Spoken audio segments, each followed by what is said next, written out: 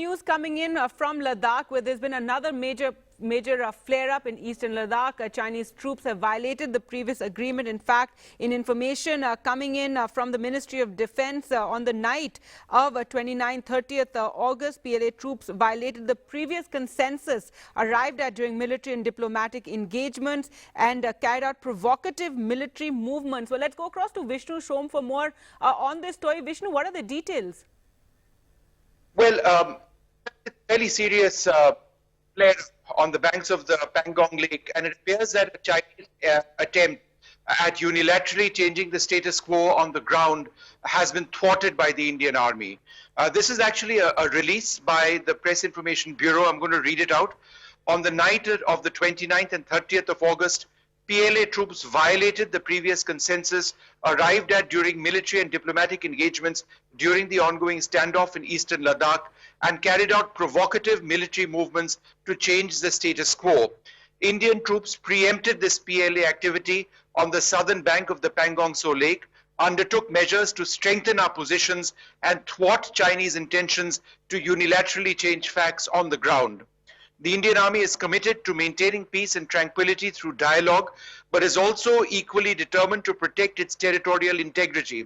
A brigade commander level flag meeting is in progress at Chushul to resolve the issues. I think this is quite unlike what we've seen in the recent past, when we've actually had to wait for detail before information of this sort actually comes out. And this is not being reported as it frequently is through sources or anything. This is not even an army statement. This is the Government of India statement, which now is talking about this flare-up on the banks of the Pangong Lake. Now, remember, several weeks back, as part of the mutual disengagement process, the Chinese had moved away from the Finger 4 area to Finger 5. India wanted them to move to Finger 8. And I'm sorry, I can't really explain this very much more clearly now in a breaking news scenario. But they went approximately a kilometer or so away from where they were deployed on the ground.